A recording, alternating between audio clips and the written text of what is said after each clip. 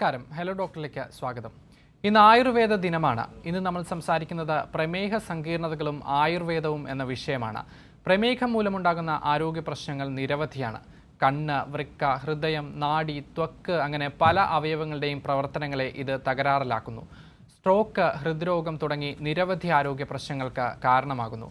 ആയുർവേദത്തിൽ പ്രമേഹ സങ്കീർണതകൾക്ക് പ്രതിവിധി എന്ത് എന്നതിനെക്കുറിച്ച് സംസാരിക്കുന്നതിനായി ഇന്ന് നമുക്കൊപ്പം ചേരുന്നത് ഔഷധിയിലെ ഡോക്ടർ KS രജിതനാണ്. തൃശൂർ ഔഷധി പഞ്ചകർമ്മ ആശുപത്രി ആൻഡ് റിസർച്ച് ഇൻസ്റ്റിറ്റ്യൂട്ട് സൂപ്രണ്ടാണ് ഡോക്ടർ. ഹലോ ഡോക്ടറിലേക്ക് സ്വാഗതം. നമസ്കാരം ഡോക്ടർ, ഈ പ്രമേഹത്തെക്കുറിച്ച് പറയുമ്പോൾ ഇതിൽ ആയുർവേദത്തിൽ പ്രതിവിധി എന്താണ്? എങ്ങനെയാണ് പ്രമേഹത്തെ തടയാനായിട്ട് നമുക്ക് സാധിക്കുന്നത്? അതോടൊപ്പം ആയുർവേദത്തിൽ ഇതിനെ എങ്ങനെയാണ് നിയന്ത്രിച്ച് നിർത്താനുള്ള മാർഗങ്ങൾ? പ്രമേഹം എന്ന് പറഞ്ഞാൽ ലോകവ്യാപകമായിട്ടുള്ള ഒരു അസുഖമാണ്. മരണത്തിന് തന്നെ കാരണമാകാവുന്ന രോഗങ്ങളിൽ ഒന്നാണ് പ്രമേഹം. ഈ പ്രമേഹം ഇല്ലാതാക്കാൻ കഴിയുകയില്ല. പ്രമേഹം ഒരു മാനേജബിൾ, കൺട്രോളബിൾ ഡിസീസാണ്. അപ്പോൾ ആയുർവേദത്തിൽ നിരവധി പ്രതിവിധികൾ പ്രമേഹം നിയന്ത്രണ വിധേയമാക്കുന്നതിനുണ്ട്. പ്രധാനമായിട്ട് അതിന്റെ പഥ്യാപത്യങ്ങൾ ശീലിക്കുക എന്നുള്ളതാണ്. അപ്പൊ പഥ്യാപത്യങ്ങൾ ശീലിച്ചാൽ തന്നെ പ്രമേഹത്തിന് ഒരു പരിധി വരെ നമുക്ക് കൺട്രോൾ ചെയ്ത് കൊണ്ടുപോകാൻ കഴിയുന്നതാണ്. ഇന്ന് ലോകത്ത് നോക്കുകയാണെങ്കിൽ ചൈന കഴിഞ്ഞാൽ ഏറ്റവും കൂടുതൽ പ്രമേഹ രോഗികളുള്ള ഒരു രാജ്യമാണ് ഇന്ത്യ. ഇന്ത്യയിലെ സ്ഥിതി തന്നെ നോക്കുകയാണെങ്കിൽ കേരളം, തമിഴ്നാട് എന്നീ സ്ഥലങ്ങളിലാണ്, സംസ്ഥാനങ്ങളിലാണ് പ്രമേഹം കൂടുതലായി ഇപ്പോൾ കണ്ടുവരുന്നത്. നമ്മുടെ കേരളത്തിന്റെ സ്ഥിതി വളരെ വ്യത്യസ്തമായിക്കൊണ്ട് പ്രമേഹ രോഗികൾ ദൈനംദിനം കൂടിക്കൊണ്ടിരിക്കുകയാണ്. ഇതിനുള്ള ഒരു പ്രധാന കാരണം എന്ന് പറയാവുന്നത് high calorie diet, low working, അതായത് ദേഹമനങ്ങി പണിയെടുക്കുന്നത് ഇന്ന് കുറഞ്ഞുകൊണ്ടിരിക്കുകയാണ്. ഇതാണ് കേരളത്തിൽ പ്രമേഹം കൂടിക്കൊണ്ടിരിക്കുന്നതിന് ഒരു പ്രധാന കാരണമായിട്ട് പറയാവുന്നത്. അപ്പോൾ അതൊരു മാനേജബിൾ ഡിസീസാണ്. മഹാരോഗങ്ങളിൽ ഒന്നായിട്ടാണ് ആയുർവേദത്തിൽ പ്രമേഹത്തെ പറയുന്നത്. നമുക്ക് കൺട്രോൾ ചെയ്യാവുന്നത്, മാനേജ് ചെയ്യാവുന്നത്, പഥ്യത്തോടു കൂടി ജീവിച്ച് ജീവിതകാലം മുഴുവൻ കൺട്രോൾ ചെയ്യാവുന്ന ഒരു രോഗമാണ് പ്രമേഹം. ശരി ഡോക്ടർ, വ്യക്തമാണ്. ഡോക്ടർ, ഈ പ്രമേഹ സങ്കീർണതകൾക്ക് ആയുർവേദത്തിൽ എന്താണ് പ്രധാനപ്പെട്ട പരിഹാരം? അതോടൊപ്പം തന്നെ ആയുർവേദത്തിൽ ഇതിന് ചികിത്സാ മാർഗങ്ങൾ എന്തൊക്കെയാണ്? ഈ ആയുർവേദത്തിൽ പ്രമേഹത്തിന്റെ പ്രധാനപ്പെട്ട ചികിത്സാ മാർഗങ്ങൾ എന്തൊക്കെയാണ് ഡോക്ടർ? അതോടൊപ്പം തന്നെ എത്രത്തോളം ഇതിനെ ചികിത്സിച്ച് ഭേദമാക്കാൻ ആയുർവേദത്തിൽ സാധിക്കും? ഇപ്പൊ ആയുർവേദത്തിൽ എന്ന് പറഞ്ഞാല് ഇപ്പൊ നോർമൽ ഇതിൽ നമ്മൾ പറയുന്നത് രണ്ടു തരം പ്രമേഹത്തെ കുറിച്ചാണ് പറയുന്നത്. ഒന്ന് ഇൻസുലിൻ ഡിപ്പെൻഡന്റും നോൺ ഇൻസുലിൻ ഡിപ്പെൻഡന്റും. അതുകൂടാതെ ഗർഭിണികൾക്കുണ്ടാകുന്ന പ്രമേഹം. അങ്ങനെ മൂന്ന് തരത്തിലുള്ള പ്രമേഹത്തെ കുറിച്ചാണ് പറയുന്നത്. അപ്പൊ ആയുർവേദത്തിൽ പ്രമേഹ ചികിത്സ എന്ന് പറയുന്നത് ഒന്ന് പഥ്യമായ ജീവിതചര്യകൾ, ആഹാരവിഹാരങ്ങൾ ശ്രദ്ധിക്കുക. പിന്നെ ആയുർവേദത്തിൽ പറയുന്ന പ്രമേഹം എന്ന് പറഞ്ഞാൽ 20 തരത്തിലുള്ള പ്രമേഹ രോഗത്തെ കുറിച്ച് ആയുർവേദത്തിൽ പറയുന്നുണ്ട്. ഈ വാതപ്രമേഹം 4 എണ്ണം, പിത്തപ്രമേഹം 6 എണ്ണം, കഫപ്രമേഹം 10 എണ്ണം. ഇങ്ങനെ 20 തരത്തിലുള്ള പ്രമേഹത്തെ കുറിച്ച് ആയുർവേദത്തിൽ പറയുന്നുണ്ട്. ഈ ആയുർവേദത്തിൽ 20 തരത്തിലുള്ള പ്രമേഹത്തിനും പ്രത്യേകം രോഗലക്ഷണങ്ങളും അതിനുള്ള ചികിത്സകളും വിവരിക്കുന്നുണ്ട്. ഓരോ പ്രമേഹത്തിനും, വാദത്തിൽ തന്നെ 4 എണ്ണം പറയുന്നതിൽ ഓരോന്നിനും പ്രത്യേകം ചികിത്സ വിവരിക്കുന്നുണ്ട്. പക്ഷെ ഇന്ന് നിർഭാഗ്യവശാൽ ഈ പ്രമേഹ രോഗത്തിനുള്ള മരുന്നുകൾ, നമ്മൾ ഉണ്ടാക്കിയ പ്രിപ്പയർഡ് മെഡിസിൻസ് കുറഞ്ഞു വരികയാണ്. പിന്നെ പാറ്റന്റ് മെഡിസിൻസ് കൂടി വരികയാണ്. നമ്മുടെ ബുക്കിൽ ഇപ്പൊ അഷ്ടാംഗഹൃദയോ ഒക്കെ എടുത്തു നോക്കുക, അഷ്ടാംഗസഗ്രഹം എടുത്തു നോക്കുകയാണെങ്കിൽ വളരെയധികം ഔഷധങ്ങൾ പ്രമേഹത്തിന് അതിൽ പറയുന്നുണ്ട്. ഈ മരുന്നുകൾ ഓരോന്നും വിവേചിച്ച് കൃത്യമായി ചികിത്സിക്കുകയാണെങ്കിൽ പ്രമേഹ രോഗത്തെ ഒരു പരിധി വരെ നിയന്ത്രിക്കാൻ കഴിയുന്നതാണ്. ശരി ഡോക്ടർ, വ്യക്തമാണ്. ഡോക്ടർ, ഈ പ്രമേഹത്തിന്റെ സങ്കീർണതകൾ അത് പലതാണ്. അത് ഓരോന്നിനുമുള്ള പരിഹാര മാർഗങ്ങളെക്കുറിച്ച് അറിയേണ്ടതായിട്ടുണ്ട്. ആദ്യമായിട്ട് ഈ ഇത് ഹൃദ്രോഗത്തിലേക്ക് നയിച്ചാലുള്ള പ്രധാനപ്പെട്ട ചികിത്സാ മാർഗങ്ങൾ എന്തൊക്കെയാണ് ഡോക്ടർ, ഒന്ന് വ്യക്തമാക്കാമോ? പ്രമേഹം അധികമായാൽ ഹൃദ്രോഗത്തിന് കാരണമാവാൻ സാധ്യതയുണ്ട്. സൈലന്റ് കില്ലർ എന്നാണ് പ്രമേഹത്തിനെ കുറിച്ച് പറയുന്നത്. ഹൃദയത്തെ ബാധിക്കുന്ന ഞരമ്പുകളെ പ്രമേഹം ബാധിച്ചാൽ അത് ഹാർട്ട് അറ്റാക്ക്, മറ്റ് പാരാലിസിസ്, ഇങ്ങനെ പല രോഗങ്ങൾക്കും കാരണമാകുന്നുണ്ട്. ഇപ്പൊ peripheral neuropathy, autonomic neuropathy, proximal neuropathy, focal neuropathy. ഇങ്ങനെ പ്രമേഹം നാഡികളെ ബാധിക്കുന്നത് വിവിധ തരത്തിലാണ്. ഇതിൽ ഓട്ടോണോമിക് ന്യൂറോപ്പതിയിൽപ്പെട്ടതാണ് ഹാർട്ടിനെ ബാധിക്കുന്ന പ്രമേഹം. അപ്പോൾ ഹാർട്ടിനെ ബാധിച്ചാൽ നമ്മുടെ ഹൃദയത്തിന്റെ പ്രവർത്തനത്തിനെ തടസ്സപ്പെടുത്തും. പ്രഷർ ചിലപ്പോൾ BP ചിലപ്പോൾ കൂടിയും കുറഞ്ഞിരിക്കും. ചിലപ്പോൾ നിൽക്കാനോ ഇരിക്കാനോ പറ്റാത്ത അവസ്ഥ വരും. ആ സമയത്ത് ചിലപ്പോൾ കുഴഞ്ഞു വീഴും. ചിലപ്പോൾ മരണത്തിന് തന്നെ കാരണമാവാൻ സാധ്യതയുണ്ട്. അപ്പൊ അതുപോലെ തന്നെ കാലുകളെ ബാധിക്കുന്ന രോഗങ്ങളുണ്ട്. ഇപ്പൊ നമ്മൾ ഏതെങ്കിലും ഒരു അവയവത്തിന് ബാധിക്കും ഈ ഹൃദയത്തെ പ്രമേഹം ബാധിച്ചാൽ പ്രത്യേകിച്ച് കാലിനെയാണ് അത് കൂടുതൽ ബാധിക്കുക. കാലുകളെ ബാധിക്കുന്ന ഈ ഞരമ്പുകളെ ബാധിക്കും. അപ്പൊ നമ്മുടെ സർക്കുലേഷൻ ക്രമപ്പെടുകയില്ല. അപ്പൊ അതുകൊണ്ട് ചിലപ്പോൾ കാലൊക്കെ മുറിച്ചു കളയേണ്ട അവസ്ഥ പോലും ഹൃദയത്തിനെ ബാധിച്ചാൽ വരുന്നുണ്ട്. ശരി ഡോക്ടർ, വ്യക്തമാണ്. ഈ പ്രമേഹം മൂലം സ്ട്രോക്ക് വരാനുള്ള സാധ്യതകൾ എത്രത്തോളമാണ് ഡോക്ടർ? അതോടൊപ്പം തന്നെ ഈ സ്ട്രോക്ക് വന്നാൽ തന്നെ അതിനുള്ള പ്രതിവിധികൾ എന്തൊക്കെയാണ്? പ്രമേഹം ഇതിപ്പോ ഓട്ടോണോമിക് ന്യൂറോപ്പതിയില് പ്രമേഹം ബ്രെയിനിനെ ബാധിച്ചു കഴിഞ്ഞാൽ സ്ട്രോക്ക് വരാൻ സാധ്യതയുണ്ട്. അപ്പോൾ സ്ട്രോക്ക് വന്നു കഴിഞ്ഞാൽ ആദ്യമായിട്ട് നമ്മൾ സ്ട്രോക്ക് വരാനുള്ള ബ്ലഡ് ഡൈല്യൂട്ട് ചെയ്യുന്ന ചികിത്സകളൊക്കെ കൊടുത്തതിന് ശേഷം ആയുർവേദ ചികിത്സകൾ ചെയ്യുന്നതായിരിക്കും കൂടുതൽ ഉത്തമമായിട്ടുള്ളത് ചെയ്യാൻ കഴിയുന്നത്. പ്രധാനമായിട്ട് ധാര, പിഴിച്ചൽ ഇതൊക്കെ പല പ്രാവശ്യമായി ചെയ്തു കഴിഞ്ഞാൽ സ്ട്രോക്കിനെ ഒരു പരിധിവരെ നമുക്ക് ഭേദപ്പെടുത്താൻ കഴിയുന്നു. ആദ്യമായിട്ട് നമ്മൾ ചെയ്യേണ്ടത് സ്ട്രോക്ക് വന്നതിന് കാരണമായിട്ടുള്ള എന്താണോ അതിനെ നമ്മൾ മാറ്റണം. അതിനുശേഷം ആയുർവേദ ചികിത്സ ചെയ്യുന്നതായിരിക്കും കൂടുതൽ നല്ലത്. ശരി ഡോക്ടർ, വ്യക്തമാണ്. ഡോക്ടർ, നമുക്കിപ്പോൾ ഒരു കോളർ ചേരുന്നുണ്ട് നമ്മളോടൊപ്പം. പേയാട് നിന്നും ചന്ദ്രൻ നായരാണ്. ചന്ദ്രൻ നായർ, ഡോക്ടറോട് ചോദിക്കാം. ഡോക്ടർ ഈ പ്രായഭേദമന്യേ ഈ പ്രമേഹ രോഗം ഇങ്ങനെ കണ്ടമാനം വർദ്ധിച്ച് നമ്മളെ കൊണ്ട് നിയന്ത്രിക്കാൻ പറ്റാത്തൊരവസ്ഥയിലേക്ക് പോയിക്കൊണ്ടിരിക്കുന്ന ഈ സാഹചര്യത്തിൽ നമ്മളെ ജീവിത രീതിയായിട്ട് ഉള്ള ഒരു സംഗതി ഒന്ന് വിവരിക്കണം ഡോക്ടർ. അതായത് പ്രമേഹം പരമാവധി വരാതിരിക്കാൻ വേണ്ടിയിട്ട് വന്ന കാര്യം എന്താണെന്ന് വെച്ചാൽ നമുക്ക് വളരെ ബുദ്ധിമുട്ടിലാണ്. ഇപ്പൊ തന്നെ എൻ്റെ അവസ്ഥ തന്നെ പറയാൻ എന്താണെന്ന് വെച്ചാൽ ഷുഗർ ഫാസ്റ്റിൽ 117 പോയി. അതുകൂടാതെ വയസ്സ് 71 അതുകൂടാതെ PP ആണെന്നുണ്ടെങ്കിൽ 135. ഇത് നമ്മളെ പടി കഴിഞ്ഞ് നിൽക്കുകയാണ് ഡോക്ടർ. പ്രമേഹം വരാതിരിക്കാൻ എന്നുള്ളത് നമുക്ക് ഒരു ബുദ്ധിമുട്ട് ചോദിച്ചപ്പോൾ നമുക്ക് പാരമ്പര്യമായിട്ട് പ്രമേഹമുള്ള കുടുംബത്തിലാണ് ജനിച്ചതെങ്കിൽ മിക്കവാറും ആൾക്കാർക്ക് പ്രമേഹം വരുന്നതായിട്ട് കണ്ടിട്ടുണ്ട്. അതുകൂടാതെ പ്രമേഹം ഉള്ള ഫാമിലിയിലുള്ള ആൾക്കാരാണെങ്കിൽ കൂടുതൽ ശ്രദ്ധിക്കേണ്ടത് നമ്മൾ ദേഹം അനങ്ങി ജോലികൾ ചെയ്യുക. ഇപ്പൊ നമ്മൾ ഈ കുനിഞ്ഞുള്ള ജോലികൾ ഇന്ന് ഇപ്പൊ സ്ത്രീകളെ സംബന്ധിച്ച് പറയുകയാണെങ്കിൽ സ്ത്രീകൾ മാത്രം ചെയ്യേണ്ടതായ ചില ജോലികളുണ്ട്. ഇപ്പോ ഈ കുനിഞ്ഞുള്ള ഈ മുറ്റമടിക്കുക, കര തുടയ്ക്കുക, ഇത് എല്ലാവർക്കും ചെയ്യാം. അപ്പൊ അങ്ങനെയുള്ള ജോലികൾ ചെയ്യാം. അപ്പൊ അടിക്കുക, തുടയ്ക്കുക, അരയ്ക്കുക, അലക്കുക, കല്ലിലൊക്കെ അലക്കുക, ഇതൊക്കെ പ്രമേഹം വരാതിരിക്കാൻ ഒരു പരിധിവരെ സഹായിക്കുന്നതാണ്. ഇന്ന് നമ്മൾ ദേഹം അനങ്ങിയുള്ള ജോലികൾ ചെയ്യുന്നത് കുറഞ്ഞുകൊണ്ടിരിക്കുകയാണ്. ഹൈ കലോറി ഭക്ഷണം കഴിക്കുക, പക്ഷെ ദേഹം അനങ്ങാതിരിക്കുക, ഇതാണ് പ്രമേഹം വരുന്നതിന് ഇന്നത്തെ ഒരു പ്രധാനപ്പെട്ട കാരണം. ഇന്ന് നമ്മൾ നോക്കുകയാണെങ്കിൽ എവിടെ പോയാലും ഭക്ഷണം ആണ് ഔഷധം തന്നെയാണ്, ആഹാരം തന്നെയാണ് ഔഷധം എന്നാ പറയുക. പക്ഷെ ഇന്നത്തെ ആഹാരങ്ങൾ നമ്മൾ കഴിച്ചാൽ പ്രമേഹം മാത്രമല്ല മറ്റും പല രോഗങ്ങളും വരാൻ സാധ്യതയുണ്ട്. അപ്പോൾ ഭക്ഷണം പ്രധാനമായി ക്രമീകരിക്കുക, ജീവിതചര്യകൾ ചിട്ടപ്പെടുത്തുക. ഈ ആയുർവേദം നിർദ്ദേശിക്കുന്ന ദിനചര്യകള്, ഋതുചര്യകള് ഇതൊക്കെ നമ്മൾ പാലിക്കുകയാണെങ്കിൽ പല രോഗങ്ങളും, പ്രമേഹം ഉൾപ്പെടെയുള്ള പല രോഗങ്ങളും നമുക്ക് വരാതിരിക്കാൻ സഹായിക്കുന്നതാണ്. ഇപ്പോ നമ്മൾ പറയും ബ്രാഹ്മണ മുഹൂർത്ത ഉത്തിഷ്ഠ സ്വസ്ഥോ രക്ഷാർത്ഥമായിട്ടാണ്.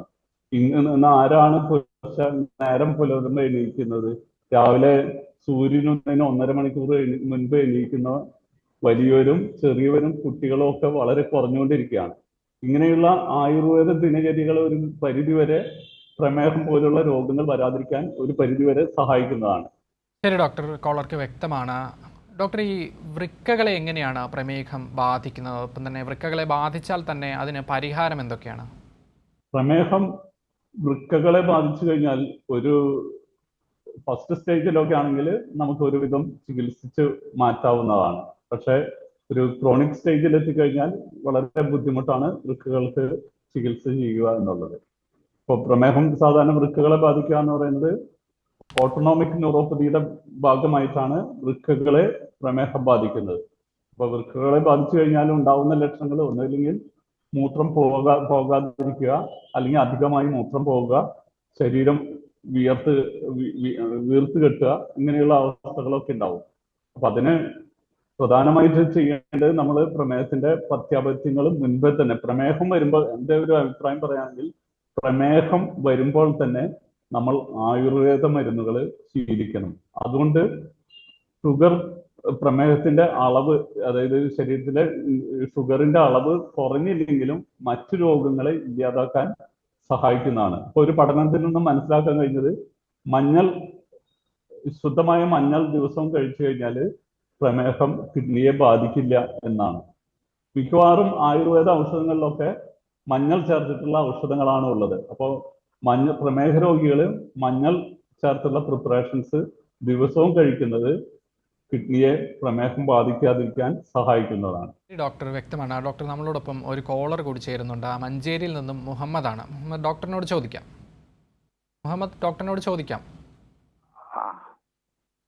Good evening doctor. Doctor good evening. Hello, ചോദിക്കാം മുഹമ്മദ്, കേൾക്കുന്നുണ്ട്. ചോദിക്കാം. സാറ് പറഞ്ഞതെല്ലാം ശ്രദ്ധിച്ചു. വളരെ നല്ല കാര്യങ്ങളൊക്കെയാണ് പറഞ്ഞത്. ചോദിച്ചുകൊണ്ടിരിക്കുന്നുണ്ട്.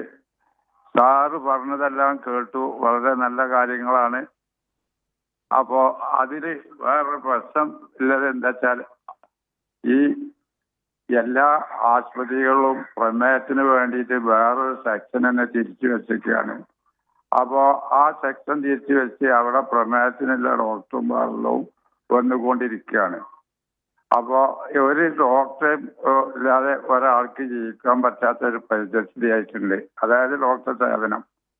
ഇങ്ങനെ നിൽക്കുമ്പോ ഈ സാറ് പറഞ്ഞ ആയുർവേദത്തിന്റെ ഔഷധിയിലെ പ്രധാനപ്പെട്ട ഡോക്ടറായ സാറ് പറഞ്ഞ ഇതില് ഒരാളും ആയുർവേദത്തിൽ പ്രമേഹത്തിന് ചികിത്സക്ക് പോകുന്നത് കാണുന്നില്ല.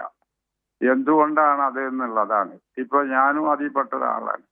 പ്രമേഹ ചികിത്സ എന്ന് പറയുന്നത് ഇപ്പോൾ മറ്റു ചികിത്സാ സമ്പ്രദായങ്ങളെ അപേക്ഷിച്ച് ഈ ആയുർവേദം എന്ന് പറഞ്ഞാൽ ജീവിതത്തിന്റെ ഒരു ശാസ്ത്രമാണ്. അതിന് എല്ലാത്തിനെയും കുറിച്ച് പറയുന്നുണ്ട്. അപ്പൊ അതുകൊണ്ട് തന്നെ നമ്മൾ മറ്റു ചികിത്സാ ശാസ്ത്രങ്ങൾ സ്വീകരിക്കുമ്പോഴും ആയുർവേദം നമ്മൾ പ്രമേഹത്തിന് ഒരു സമാന്തരമായിട്ട് ചെയ്തു കഴിഞ്ഞാൽ നമുക്ക് പ്രമേഹത്തിന്റെ സങ്കീർണതകളെ ഒരു പരിധിവരെ നമുക്ക് കുറയ്ക്കാൻ കഴിയുന്നതാണ് എൻ്റെ വിശ്വാസം, എൻ്റെ അനുഭവം.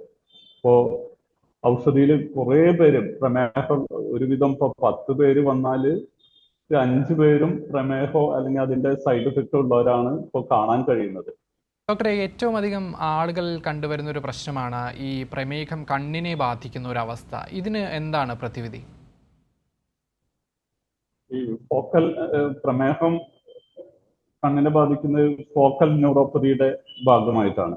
കണ്ണിനെ ബാധിക്കുമ്പോൾ പ്രമേഹം സാധാരണ കണ്ണിനെ ബാധിക്കുമ്പോൾ കാണുന്നത് ഒന്ന്, ചിലപ്പോൾ നമ്മൾ രണ്ടായി കാണുക, കണ്ണിന് നല്ല വേദന അനുഭവപ്പെടുക, പിന്നെ കാണാൻ പ്രയാസം അനുഭവപ്പെടുക, കണ്ണിന്റെ ബാക്കിൽ, കൃഷ്ണമണിയുടെ ബാക്കിൽ നല്ല വേദന അനുഭവപ്പെടുക. ഇതിനൊക്കെ കണ്ണിന്റെ ചികിത്സകള് ആയുർവേദത്തിൽ ഇപ്പൊ പറയുന്നത്. അപ്പൊ ഔഷധി തന്നെ കണ്ണിന്റെ ചികിത്സാ വിഭാഗമുണ്ട്. അപ്പൊ അവിടെ വളരെയധികം പേര് കണ്ണിനെ ചികിത്സിക്കുന്നതിനായിട്ട്, കണ്ണിന്റെ ചികിത്സക്കായിട്ട് വരുന്നുണ്ട്. അപ്പോ കണ്ണിന് ബാധിച്ചാലും ഇതെല്ലാം നമ്മൾ വളരെ ക്രോണിക്കായിട്ട് ആരും ചികിത്സിക്കാൻ വരരുത്. പക്ഷെ പ്രമേഹത്തിന്റെ ഒരു പ്രത്യേകത എന്ന് പറഞ്ഞാൽ മിക്കവാറും എല്ലാ ആൾക്കാരും പ്രമേഹം ആദ്യം ഐഡന്റിഫൈ ചെയ്യുന്നില്ല. കാരണം അവർ വേറെ വല്ല അസുഖമോ അല്ലെങ്കിൽ വേറെ വല്ല ആക്സിഡന്റോ ഇങ്ങനെയൊക്കെ ആണെങ്കിലാണ് പ്രമേഹം പരിശോധിക്കുക. ഇപ്പൊ പ്രമേഹം പരിശോധിക്കണമെന്ന് പറഞ്ഞിട്ട് വരുന്നവർ വളരെ കുറവാണ്. പ്രമേഹം ഉണ്ടോ എന്ന് നോക്കാൻ നമുക്ക് വല്ല ആക്സിഡന്റോ അല്ലെങ്കിൽ വേറെ വല്ല അസുഖത്തിന്റെ ഭാഗമായിട്ടോ ഒക്കെ വരുമ്പോഴാണ് ആസ്പത്രിയിൽ പ്രമേഹം ഉണ്ടോ എന്ന് നോക്കുന്നത്. അത് എന്തുകൊണ്ടാണ് ഈ ജനങ്ങൾ ഇതിനത്ര ബോധവാന്മാരാവാത്തതെന്ന് നമ്മൾ പ്രത്യേകം ആലോചിക്കേണ്ടതുണ്ട്. അതുകൊണ്ട് തന്നെ നമ്മൾ എല്ലാ രോഗങ്ങളും പോലെ തന്നെ പ്രമേഹവും നമ്മൾ ഇടയ്ക്ക് പോയി പരിശോധിക്കണം. ഹോസ്പിറ്റലോ ലാബറട്ടറിയിലോ അല്ലെങ്കിൽ നമ്മൾ സ്വയം ഇതിന്റെ കിറ്റ് മേടിച്ചിട്ടോ പരിശോധിക്കണം. ഇങ്ങനെ പരിശോധിക്കാത്തത് കൊണ്ടാണ് നമുക്ക് ഈ പ്രമേഹം ക്രോണിക് ആവുന്നത്. അത് പല സങ്കീർണതകളിലേക്കും പോകുന്നത്, ഇപ്പൊ കണ്ണിനെ ബാധിക്കുന്നത്.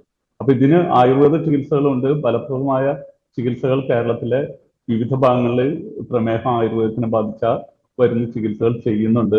പ്രധാനമായിട്ട് കണ്ണിനുള്ള ചികിത്സകൾ, കണ്ണിന് ധാര, കണ്ണിന് ഇങ്ങനെ തുടങ്ങിയിട്ടുള്ളതൊക്കെ ചെയ്യുന്നത്. അപ്പൊ അത് നേരിട്ട് കണ്ട് ചികിത്സിച്ചാൽ തന്നെ നമുക്ക് അതിന് കൃത്യമായ ചികിത്സ നൽകാൻ പറ്റുകയുള്ളൂ. ശരി, വ്യക്തമാണ് ഡോക്ടർ. ഒരു കോളർ കൂടി ചേരുന്നുണ്ട് നമുക്കിപ്പം. കൃഷ്ണൻകുട്ടിയാണ് മലപ്പുറത്ത് നിന്ന്. കൃഷ്ണൻകുട്ടി, ഡോക്ടറോട് ചോദിക്കാം. ഹലോ ഹലോ, പറഞ്ഞോളൂ. നമസ്കാരം സാർ. നമസ്കാരം സാർ. ഞാൻ മലപ്പുറത്ത് നിന്ന് കൃഷ്ണൻകുട്ടിയാണ്. എനിക്ക് 25 വർഷമായിട്ട് പ്രമേഹത്തിന്റെ പ്രശ്നമുണ്ട്. മെഡിസിൻ കഴിക്കുന്നുണ്ട്. മെഡിസിൻ കഴിക്കുന്നുണ്ട്.